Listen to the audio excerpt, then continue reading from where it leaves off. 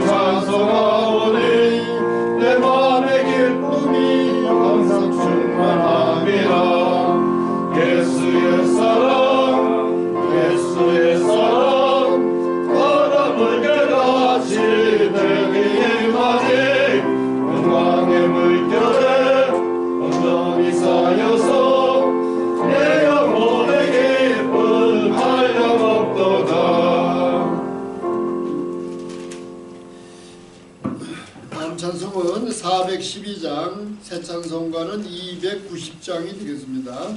412장, 우리는 주님을 늘 배반하나.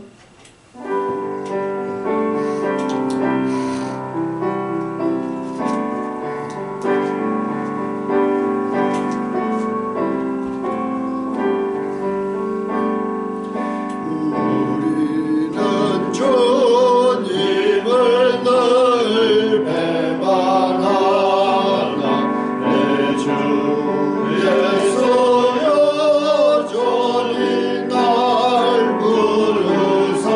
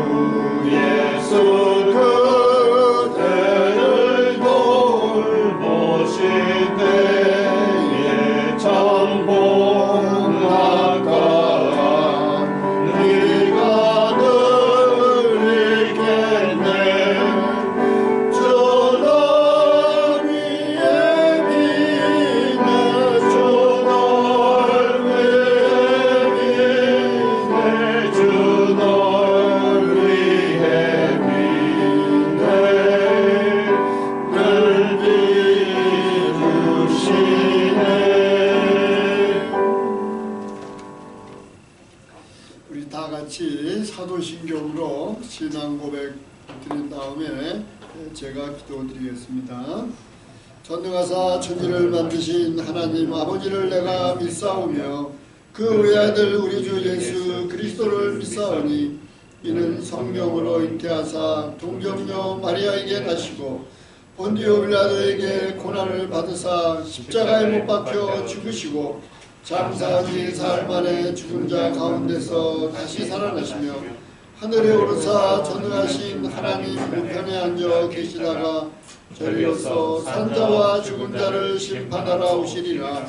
성령을 믿사오며 거룩한 공회와 성도가 서로 교통하는 것과 죄를 사하여 주시는 것과 몸이 다시 사는 것과 영원히 사는 것을 믿사옵나이다. 아멘. 사랑의 하나님 아버지 은혜를 감사드립니다.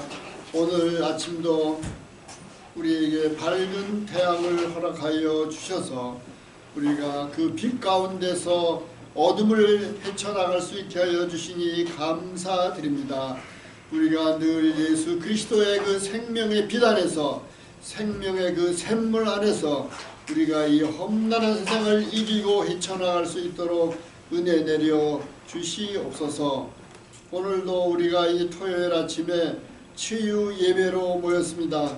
하나님 이 자리에 함께한 우리 모든 성도들 위해 주께서 함께하여 주셔서 우리가 마음과 뜻과 정성을 다하여 드리는 이 예배가 되어서 오로지 우리가 하나님께 영광 올리는 귀한 시간 되게 하여 주시옵소서.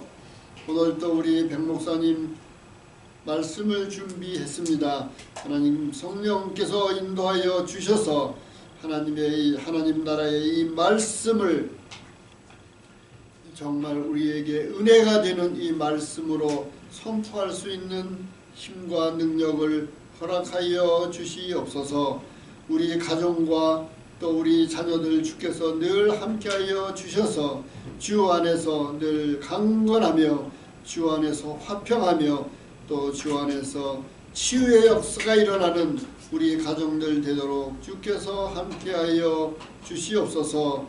예배의 시종을 주님께 맡기오며 모든 말씀 우리 주 예수 그리스도의 이름으로 기도드립니다. 아멘. 오늘의 성경 말씀은 고린도전서 9장 16절에서 27절 말씀이 되겠습니다. 고린도전서 9장 16절에서 27절 신약성경 273페이지가 되겠습니다. 우리 한 절씩 교독하시도록 하겠습니다.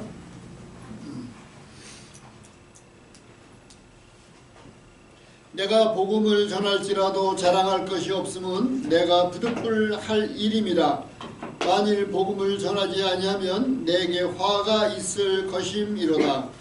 내가 내 임의로 이것을 행하면 상을 얻으려니와 임의로 아니한다 할지라도 나는 직분을 맡았노라. 그런즉 내 상이 무엇이냐? 내가 복음을 전할 때에 값없이 전하고 복음으로 인하여 내게 있는 권을 다 쓰지 아니하는 이것이로다. 내가 모든 사람에게 자유하였으나 스스로 모든 사람에게 종이 된 것은 더 많은 사람을 얻고자 함이라. 유대인에게는 내가 유대인과 같이 된 것은 유대인들을 얻고자 함이요 율법 아래 있는 자들에게는 내가 율법 아래 있지 아니하나 율법 아래 있는 자같이 된 것은 율법 아래 있는 자들을 얻고자 함이요 율법이 없는 자에게는 내가 하나님께는 율법 없는 자가 아니요 도리어 그리스도 율법 아래 있는 자나 율법 없는 자와 같이 된 것은 율법 없는 자들을 얻고자 함이라.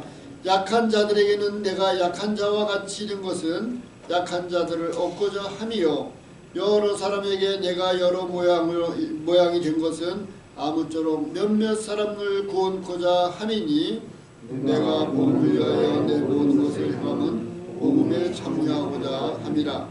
운동장에서 다름질하는 자들이 다 달아날지라도 오직 상 얻는 자는 하나인 줄을 너희가 알지 못하느냐. 너희도 얻도록 이와 같이 다름질하라. 이 길을 쫓는 자는 자마다 모든 이에게 절제하니 저희는 썩을 멸류관을 얻고자 하되 우리는 썩지 아니한 것을 얻고자 하노라. 그러므로 내가 다름질하기를 향방 없는 것 같이 아니하고 싸우기를 허공을 치는 것 같이 아니하여 내가 내 몸을 저복종하면 내가 남에게 전파한 후에 자기가 도리어 어림이 될까 두려워함이로라. 아멘. 예, 오늘 그리스도의 율법과 사명 이런 제목으로 말씀 주실 때에 은혜의 시간 주시기 바랍니다.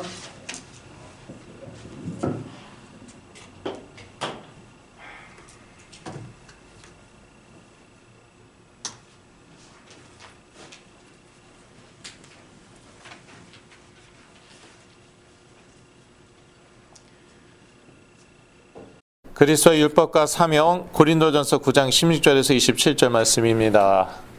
그리스도의 율법이라는 말은 21절에 나와 있고요.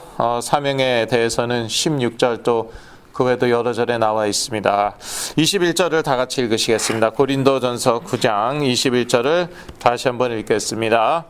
율법 없는 자에게는 내가 하나님께는 율법 없는 자가 아니요 도리어 그리스도의 율법 아래 있는 자니 율법 없는 자와 같이 된 것은 율법 없는 자들 얻고자 함이라. 예. 그리스도 율법이라는 말이 나와 있습니다. 생소한 표현일 수 있어요. 예. 그리스도와 율법은 정반대되는 거 아닌가 그랬는데 시간 관계상 뭐 다 설명 못 드리고요. 그리스도 율법은 그리스도 안에 있는 사랑의 법을 의미합니다. 뭐 그 정도로 넘어가겠습니다. 갈라디아서 6장 2절 여러분 자료에 있을 거예요. 갈라디아서 6장 2절을 같이 읽겠습니다. 너희가 짐을 서로 지라 그리하여 그리스도의 법을 성취하라. 남의 짐을 우리가 왜 집니까? 예. 내 짐을 지기도 힘든데 남의 짐을 왜 지냐고요. 근데 그게 바로 그리스도의 법이에요. 그리스도의 법은요 사랑의 법입니다. 그래서 이런 법이 어딨냐 그런 말을 저희가 많이 써요. 그런 법이 어디냐. 그런데 그렇게 하지 않아도 되는데 사랑 때문에 하는 것 그게 그리스도의 법입니다. 그게 그리스도의 율법입니다. 그래서 사도 바울은 자기의 사명을 이 그리스도의 율법으로 감당했습니다. 자기의 사명은요 16절 같이 읽으실까요?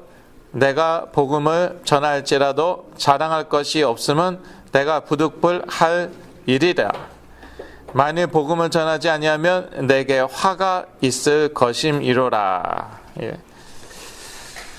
복음을 전하는 것, 특히 어떻게 해서든 율법이 있는 자들에게는 율법이 있는 자처럼 되어서 복음 전하고 율법이 없는 자들에게는 율법이 없는 자처럼 되어서 복음 전하고 어떻게 해서든지 최대한대로 많은 사람들에게 자기의 권리를 다 포기해 가면서까지 이 복음을 전하는 것 그게 사도 바울의 사명이었습니다.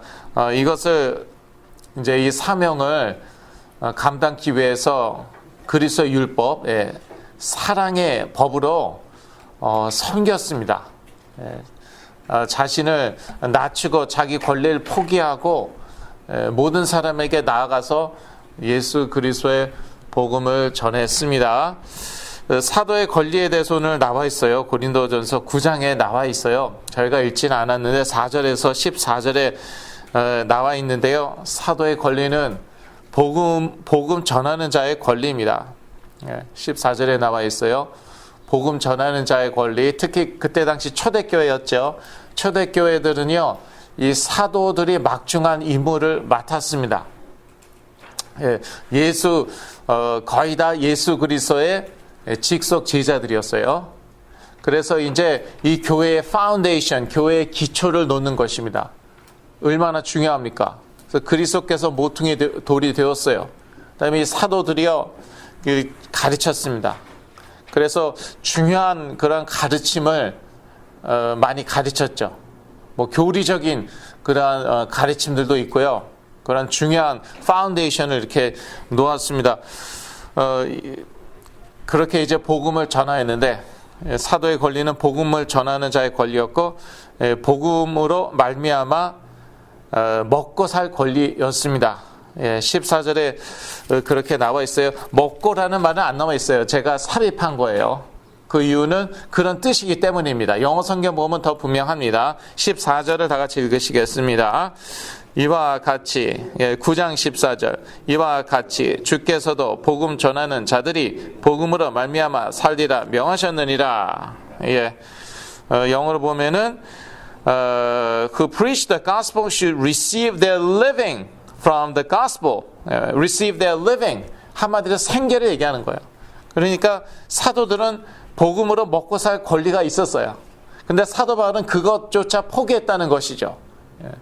사실 예수 그리스도께서도 그러셨잖아요.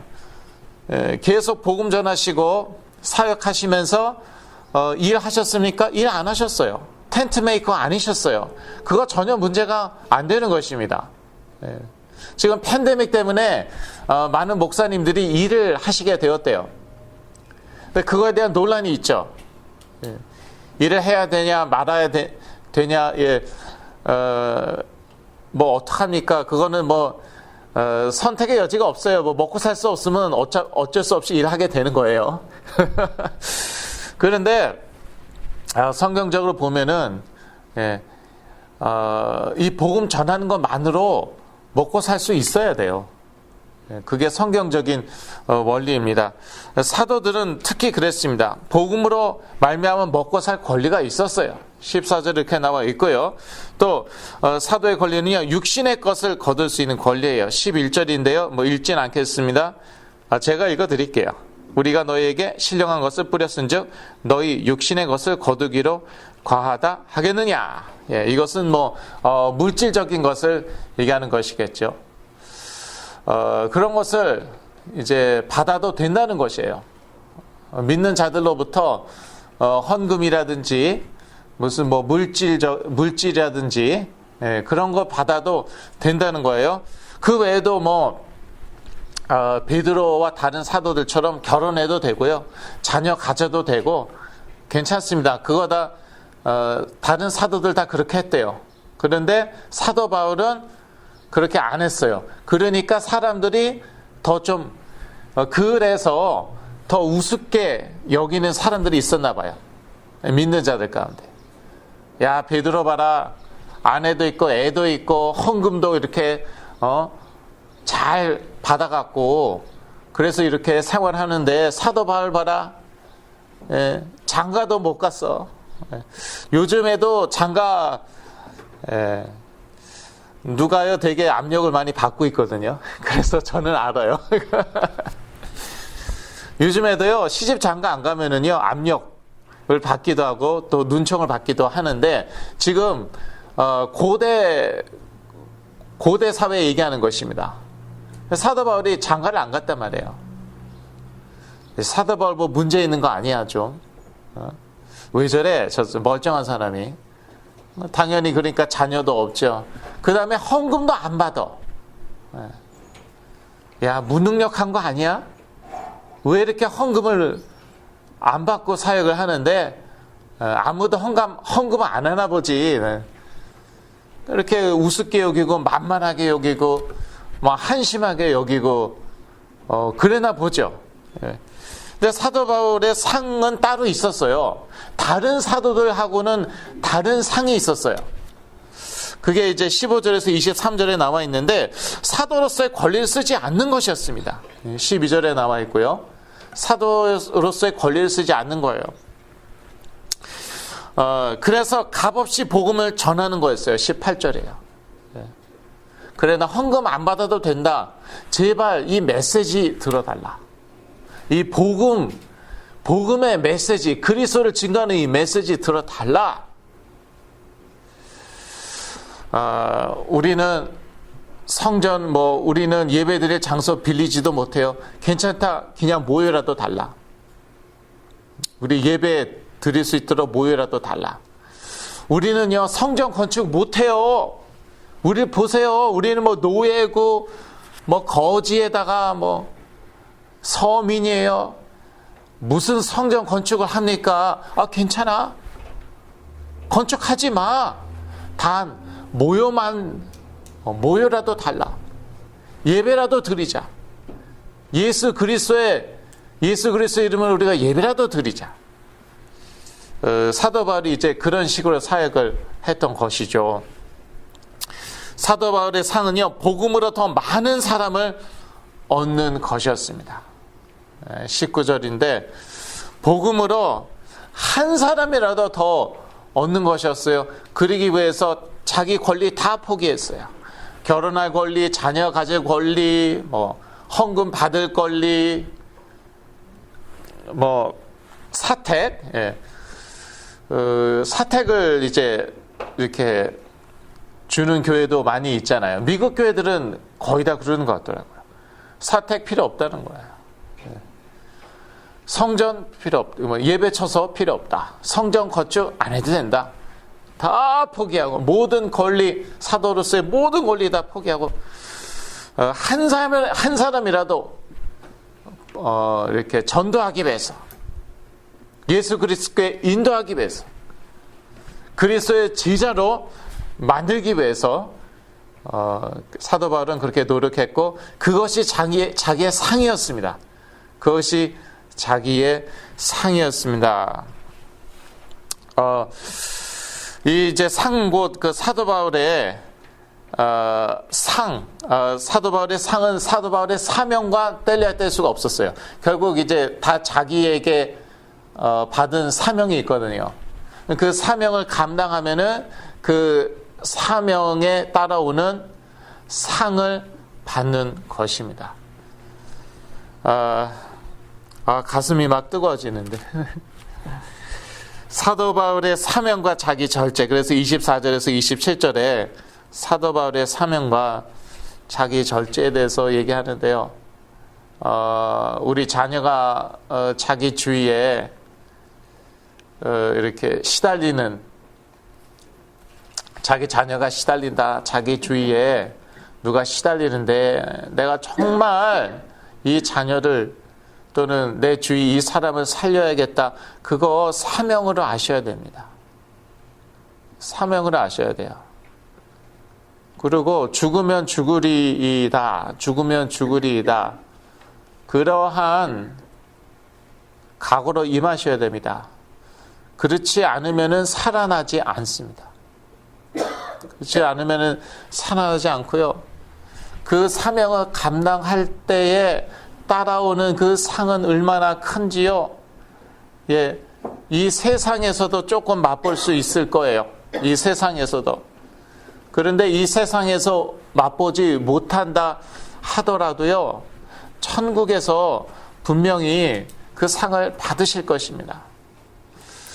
그런데 그러기 위해서는 그 사명 감당하고 그 사명에 따라오는 상을 받으시기 위해서는 자기 절제해야 돼요. 절제를 해야 돼요. 사도 바울처럼 살아야 됩니다. 죽으면 죽으리라. 그러한 그 말을 하고 있는 거죠. 사도 바울은. 뭐 다른 이것저것 생각할 여유가 없어요.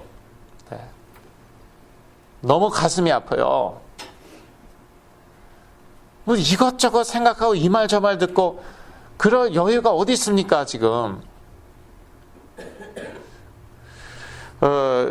이 9장에 보면은요, 27절을 다 같이, 24절에서 27절인데요, 27절을 다 같이 읽으시겠습니다.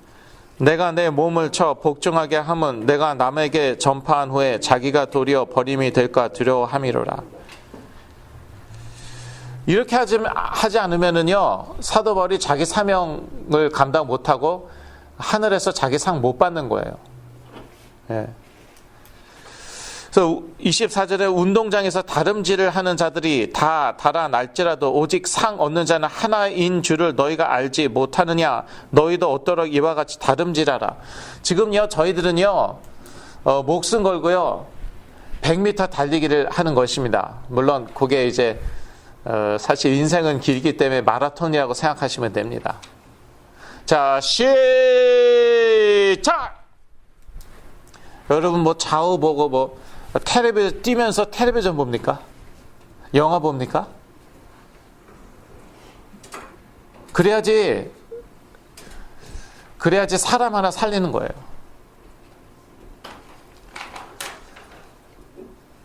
근데 집중을 못 하시더라고요. 왜 그러나 했더니 뇌신경이 약한 거예요. 그래서 그런 거더라고요. 그렇게 타고났더라고요. 후천적일 수도 있어요. 예. 뭐 어떻게 하면 뇌신경이 약해질까? 그런 거는 제가 안 가르쳐 드립니다. 또 방법이 있죠. 얼마든지 후천적으로 뇌신경 약해질 수 있습니다. 그렇게 타고날 수도 있고요. 그런데 뇌신경이 약하면은요, 종교 생활을 하기 쉽습니다. 그런데 복음은 깨닫기 거의 불가능해요.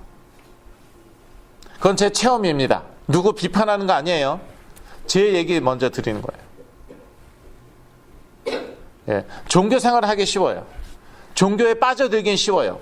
복음은요, 정말 깨닫기 힘들어요. 그래서 저에게 참 갈등이 있습니다. 저의 옛 모습을 생각하면은요, 이렇게 세게 메시지를 할 수가 없어요. 다 뇌신경이 약하신, 다는 아니지만 대부분 뇌신경이 약하신 분들인데, 센 메시지 하면은요, 딱딱하게 느껴지고요, 심지어 부담스럽고 상처받을 수도 있어요. 그 도망가시면 안 되잖아요. 근데 그렇다고요, 계속 복음은 편한 거고, 그냥 되어지는 것이고, 그리고 그 제자의 길을 안 걷더라고요, 그러니까. 끝까지 제자의 길을 안 걸어요. 그러니까 편한 것만 찾아다녀요. 자기 십자가를 지지 않아요. 근데 끝까지 안 걸으면은요, 구원은 못 받는 거거든요. 그거는 확실하거든요, 말씀으로 보면은요. 그거는 하나님이 택하지 않은 거고요. 이제 캘빈주의로 말하자면 하나님이 택하시지 않은 거고요.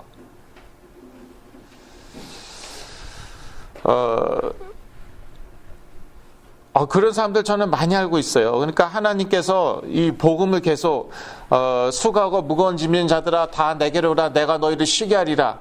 예, 쉬게 하는 이유가 있어요. 그래야지요 십자가를 질 수 있습니다. 그리고 거기까지는 가야지요. 제자까지는 돼야지요. 구원 받는 거예요. 그건 확실합니다.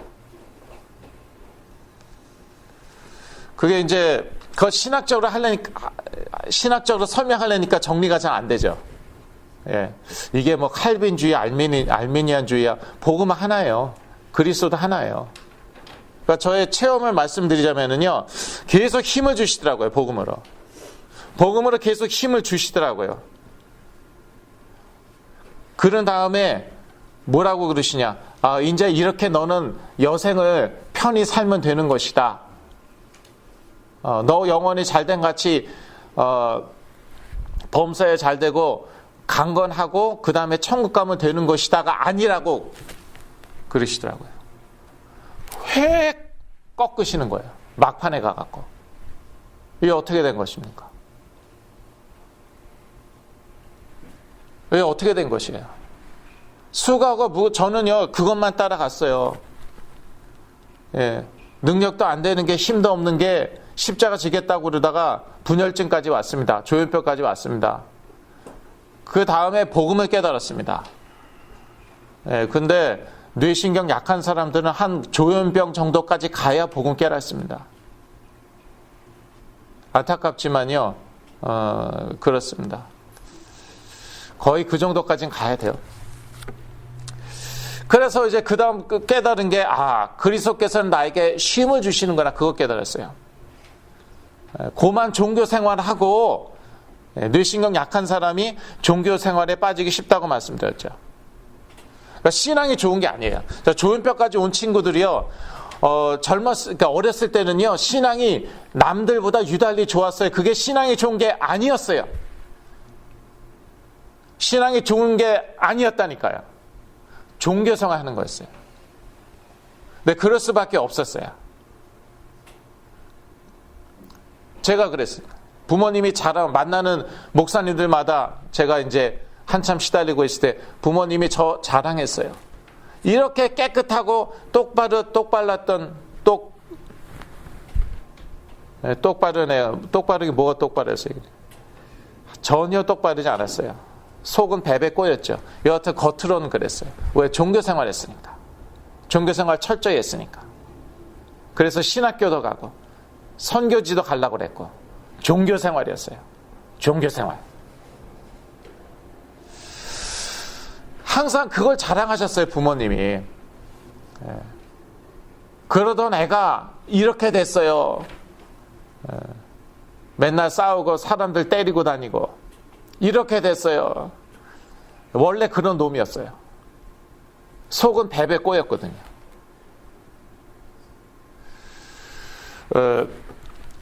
그런데 제가요, 조현병에서 깨어났는데 이건 완전히 하나님의 은혜였어요. 제가 종교생활 열심히 안 했을 때, 최악으로 치달았을 때 그리스도께서 저를 치유하셨어요. 그러니까요, 울음밖에 안 나도, 한탄밖에 안 나오고, 그럼 여지껏 내가 그렇게 열심히 신앙생활 한 거 뭐냐? 답은 간단해요. 종교생활 한 거예요. 그러니까 교회에서요, 종교생활을 가르치면 안 된다니까요. 복음은요, 평안한 것이에요. 심지어 편안한 것이에요.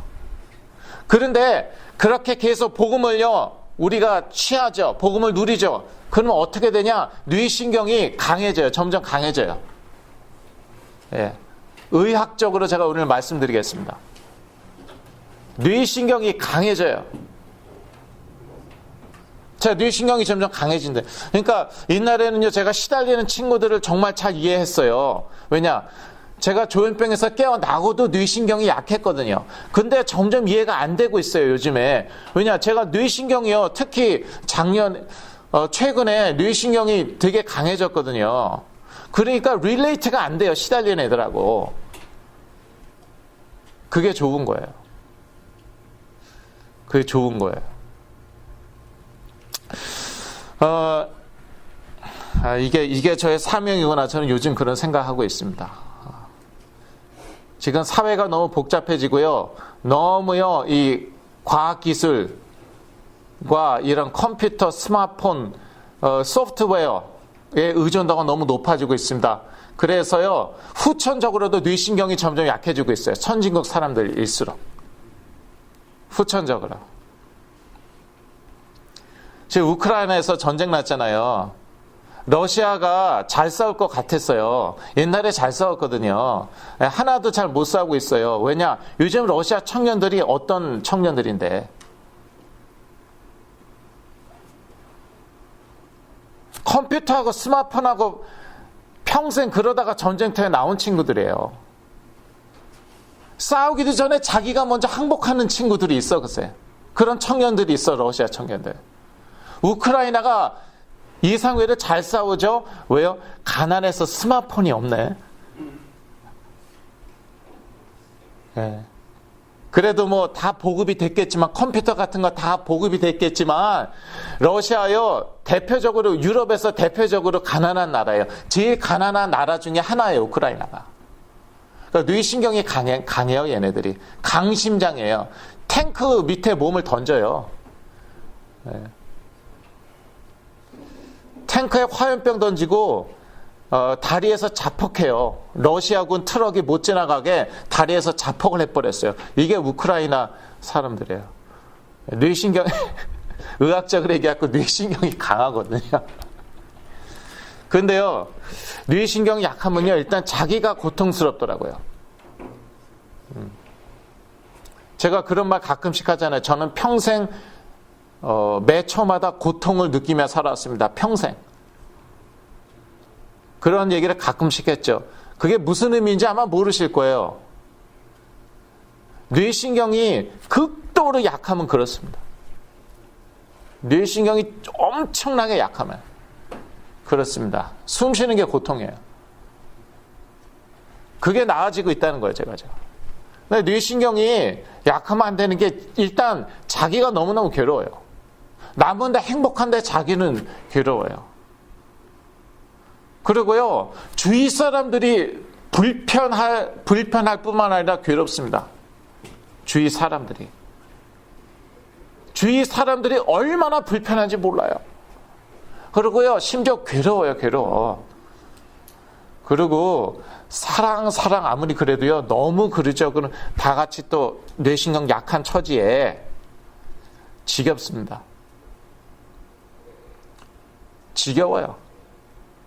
여기 우리 청년들도 있는데 부모님들이 여러분한테 짜증내고 이제는 지겹다 그래도 너무 상처받지 마세요. 우리 청년들.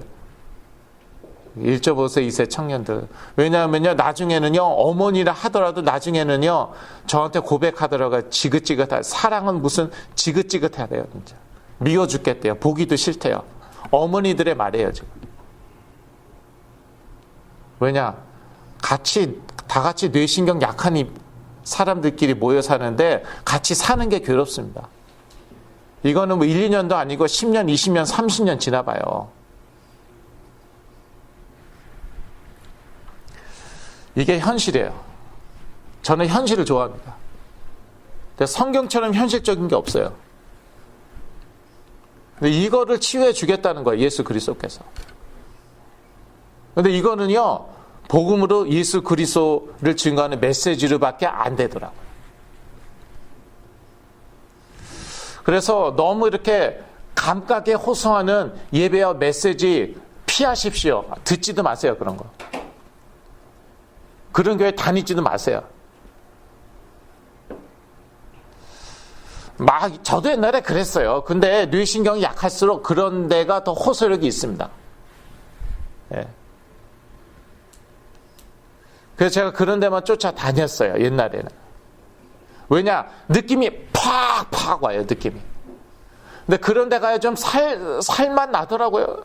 뇌신경이 약하니까 그냥 숨 쉬는 게 고통스럽잖아요. 그런 데 가서 미친 듯이 소리 지르고 주여 주여 삼창하고 찬양을 2시간 부르고 그러니까 좀 살 것 같아. 집에 왔더니 바뀐 거 하나도 없어요. 학교 갔더니 바뀐 거 하나도 없어요. 오히려 현실은 점점 더 어려워만 갔습니다.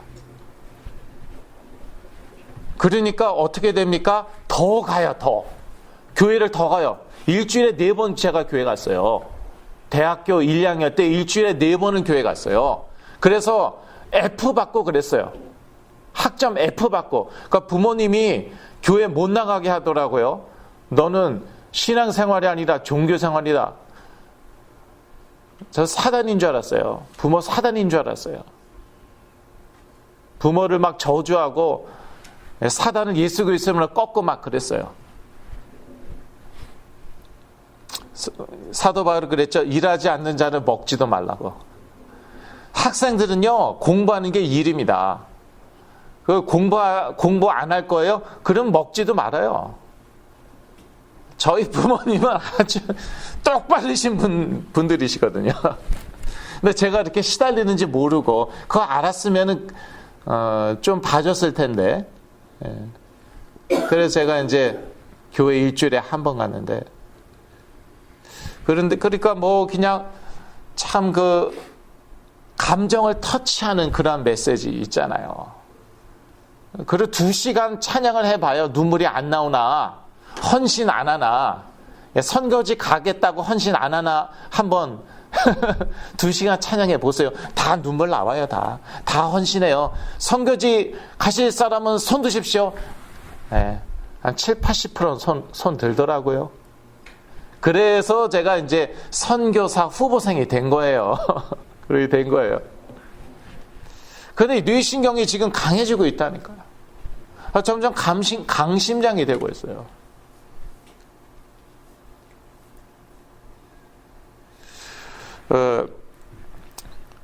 자기 절제, 그러면서 이제 제가 자기 절제를 하게 되는 것이죠. 새벽 6시에는 무조건 일어납니다. 옛날에 그거 잘 안 되더라고요. 한 1, 2년 전만, 2년 전만 하더라도 잘 안 됐어요. 네. 한 몇 개월은 되다가 그러다 또 잘 안 되기 시작하고, 또 몇 개월 하다가 또 못하고 그랬는데요. 새벽 6시면 무조건 일어납니다. 6시부터 6시 반 새벽 기도입니다. 여러분들 위해서 중보 기도합니다. 이름 하나하나 갑니다. 가서 기도합니다. 내려와서요, 6시 반부터 7시까지요, 부모님 뭐 드실 거 준비합니다. 레몬차, 그 다음에 식사하고, 같이 식사하고 먹을, 식사할 때 먹을 커피, 그 다음에 과일, 그 정도는 제가 할 수 있겠어요. 물론 이제 라면도 끓일 수 있지만, 라면은 뭐 그렇잖아요. 뭐. 라면을 준비하기엔 그렇잖아요. 아침마다 그렇게 합니다. 운동이요, 1시간 10분을 동네에 걷습니다. 뭐 하이킹을 한다든지 하여튼 1시간 10분을요, 동네에 걸어요. 부모님하고 산 갈 때도 있고, 뭐 다른 데 갈 때도 있어요. 방에서요, 제가 건강 운동법 있어요. 그거 좋더라고요. 노완우 목사의 건강 운동법. 그거를 제가 한 30분 동안 합니다. 그러면 1시간 40분, 최소한 1시간 40분을 제가 운동합니다. 옛날에 그렇게 못했습니다. 이게 자기 절제입니다. 이게 제자의 삶입니다. 이래야죠 자기 사명 감당합니다. 사도 바울의 말이에요. 사도 바울은 더 세게 얘기했죠, 저보다. 자기 몸을 쳐서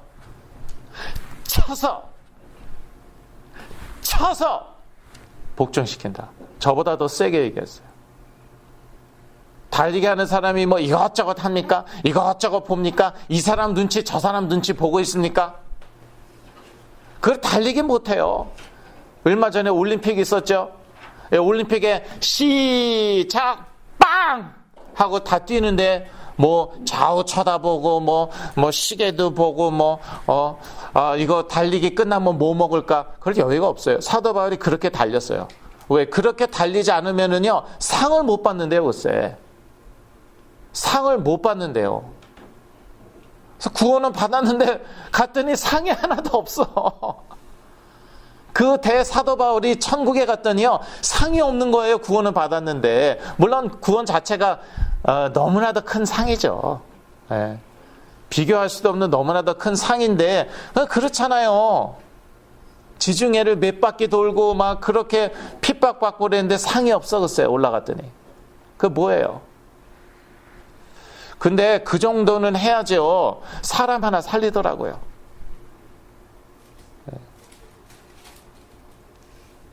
근데 그런 분을 제가 만날 때마다 너무너무 행복해요.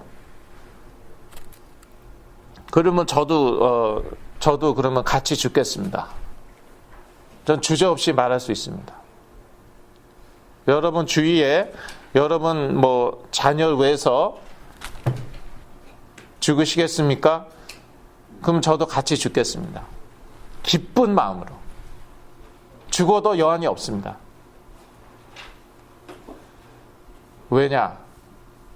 예수 그리스도의 생명을 맛본 사람은요, 생명을 걸고 헌신을 하게 되어 있습니다. 그 맛볼래면요, 근데 그건 완전히 은혜예요. 그거는 수고하고 무거운 짐진 자들아 다 내게로 오라, 내가 너를 쉬게 하리라. 그거예요. 그게 은혜예요. 그러니까 칼빈주의 맞다니까요. 그런데 그거를 맛보니까요, 가만히 못 있겠어요. 정말 미쳐버리겠어요. 진짜 가만히 있으면은. 그래서 제가 그냥 그걸 맛본 다음에 2008년도에 저희 집에서 지교회 예배를 드리는데 설교를 하는데 지금처럼 얌전히 설교가 나오지가 않아요. 미쳐버리겠어요. 진짜 가슴이 불타갖고 그냥 힘들어서 잘 걷지도 못하는데, 그런데 가슴은 불타죠. 소리 지르고 한 40분 소리 지르고 목이 쉬고 그 다음에 앉는데 여전히 이러고 있어요. 헉헉거리고 잘 걷지도 못해, 힘들어서. 그래도 가슴은 불타는 거예요. 그랬더니 결국은 자기 절제까지 오게 되더라고요. 사도 바울의 사명과 자기 절제 말씀드리고 있었습니다. 각자 자기 사명과 상, 면류관은 다릅니다. 사도 바울의 사명과 상이 있었어요. 그게 무엇이었습니까? 사도행전 9장 15절입니다. 같이 읽겠습니다. 여러분 자료에 있습니다. 주께서 가라사대 가라 이 사람은 내 이름을 이방인과 임금들과 이스라엘 자손들 앞에 전하기 위하여 택한 나의 그릇이라. 그래서 사도 바울은 그리스도의 율법이 사랑의 법을 가지고 율법이 없는 자들에게는 율법이 없는 자 같이, 그렇다고 뭐 아무렇게나 막 사는 건 아니죠. 그리스도의 율법이라는 게 사랑의 법이고, 그것도 법이잖아요. 법이면 법이잖아요. 하나님 사랑, 이웃 사랑, 내 이웃은 내 몸과 같이 사랑하는 것, 원수를 축복하고 저주하지 않고 축복하고, 그게 다 그리스도의 법이죠. 그리스도의 율법이죠. 그거를 지켜가면서, 그러면서 이방인들에게도 복음을 전하고 값없이도 전했어요. 그리고 그것에 대한 상을 천국에서 이제 받았겠죠. 자기 상, 멸관을 얻기 위해서는 절제해야 됩니다. 그게 고린도전서 9장 25절이에요. 그런데 회복하고 있는 분들이 많잖아요. 사실 뭐 여기 앉아 계신 분들도 다 그렇고요. 대부분.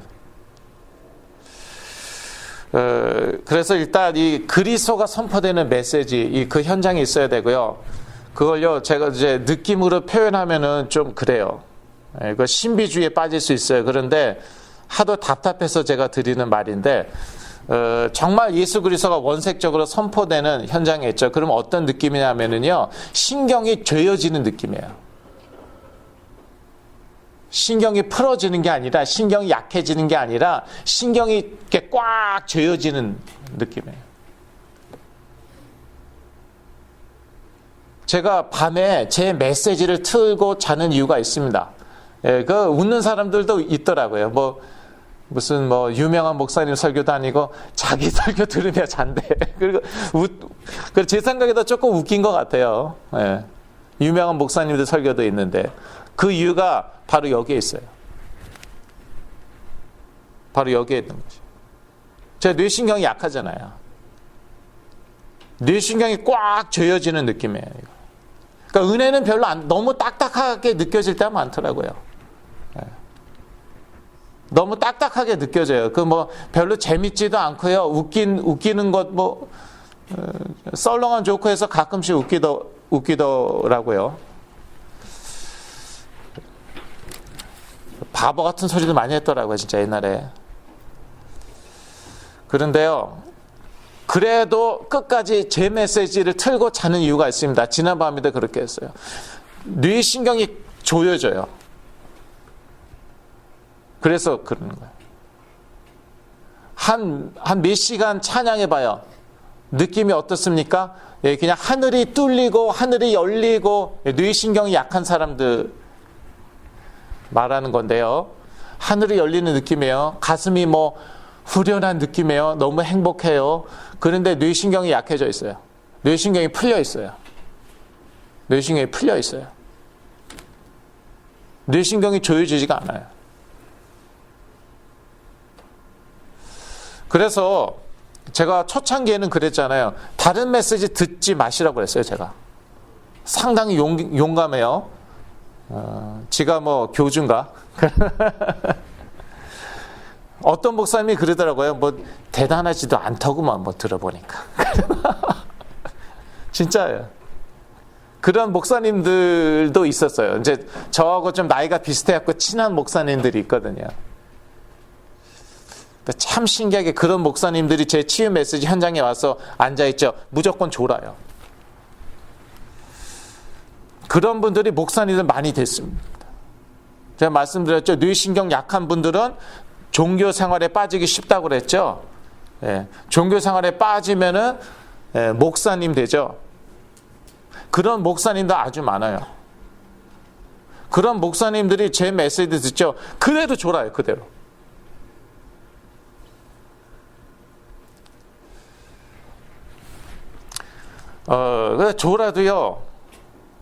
졸아도 그리스도를 원색적으로 증거하는 메시지를 들어야지 뇌신경이 살아나는 거예요. 그런데 뇌신경 하는데 저는 사실 뇌과학자도 아니고 그러나 적어도 저는 증인 아닙니까? 제가 나았다는 건 사실이잖아요. 이게 이론입니까, 이게? 무슨 의학 이론입니까? 내가 나았다는 게? 그건 아니잖아요. 증인이잖아요. 증인의 말 들어야 될 거 아니에요. 누구 말을 들을 거예요? 그거는 좀 뭐 그럴듯하게 제가 말씀드리는 거고요. 뭐 뇌신경이 어쩌고 저쩌고 뭐. 영이요. 영이 살아나는 거예요. 그러니까 이 마음 상태하고 영적인 상태하고 가장 가까워요. 그래서요, 막 담대하잖아요. 그냥 예수가 그리스도고 막 담대해지고 뭐 아무것도 두렵지가 않아요. 뭐 파산, 뭐 뱅크럽시 하나도 안 두려워요. 뭐 죽음도 죽음도 안 두려워요. 그건 마음 상태잖아요. 담대함이니까 그게 영적 상태. 마음 상태와 영적 상태와 가장 가까워요. 그리스도가 원색적으로 선포되는 현장에 있으면은요, 영이 살아나요. 마음이 담대해져요. 그 영적인 상태예요, 그게.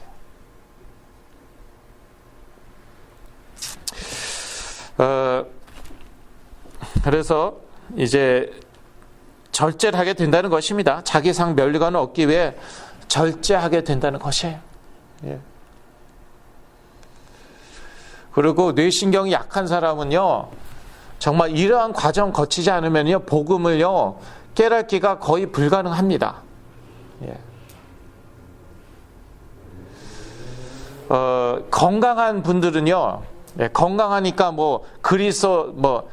하나님 그리스도 필요 없어갖고 더 복음 깨닫기 어려울 것 같죠? 반대예요. 반대입니다. 물론 하나님이 택했으니까 깨닫는 거지. 무슨 이유에서건 뇌신경이 약한 분들, 후천적이건 선천적이건, 예. 요즘엔 아예 환경이 그렇게 조성이 돼. 아기 때부터 스마트폰을 쳐다보고 있어요, 글쎄. 그게 뇌신경에 좋겠습니까? 나쁘겠습니까?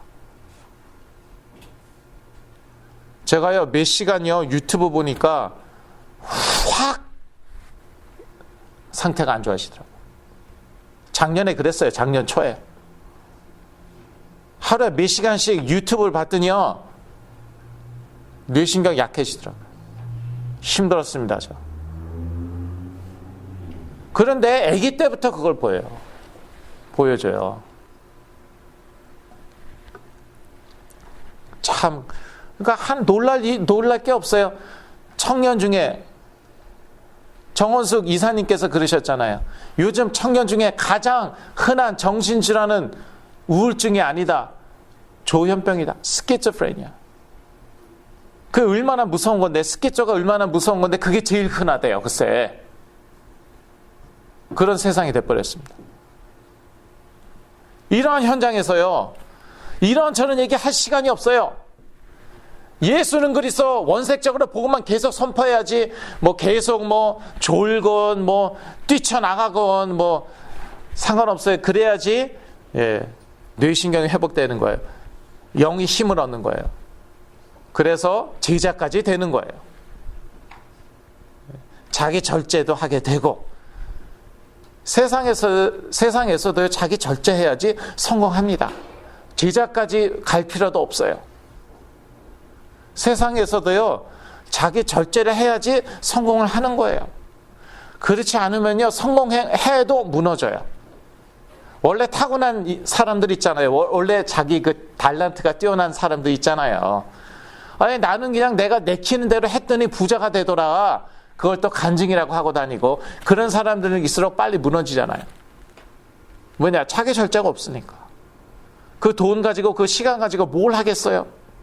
술 마시고 마약하고 음란에 빠지고 그러다 무너지고. 자, 결론입니다. 개인의 사명을 믿음으로 바꿔 사랑으로 실천할 때에 더 놀라운 치유의 역사가 일어날 것입니다. 그래서 사명도 참 중요하고요. 근데 참 이렇게 다 같이 치유가 필요한 입장에서 또 사명 너무 강조하기도 좀 그런데요. 저 같은 경우는요, 제가 참 조현병에서 깨어났는데 여전히 뇌신경이 약하잖아요. 그래서 뭐 조롱하고 그러더라고요. 같은 교회 사람들도 뭐 비웃고 조롱하고 낫다는 거 인정하지도 않고.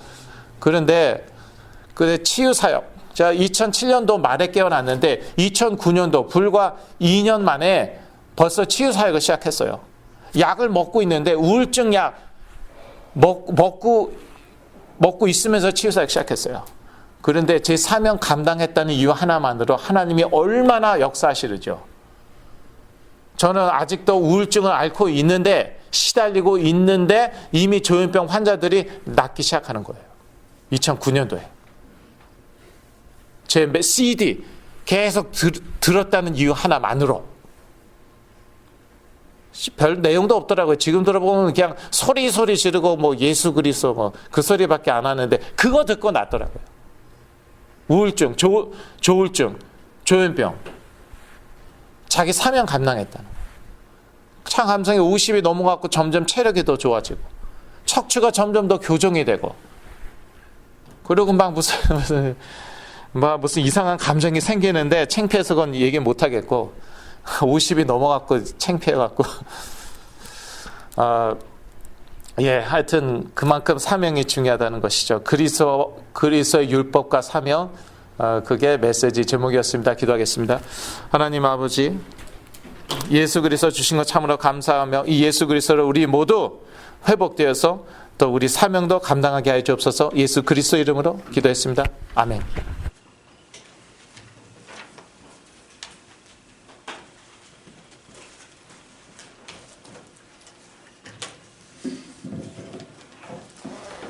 말씀 감사합니다. 이제 우리 김영서 목사님께서 축도해 주심으로 우리 예배를 마치고요. 축도 다음에 한 5분 정도 우리 가정과 또 우리 자녀들 위해서 또 치유를 위하여서 합심으로 기도하는 시간 갖습니다. 그 후에 마감 기도를 백 목사님이 다시 해주겠습니다. 이제 우리 김영서 목사님 나오겠습니다.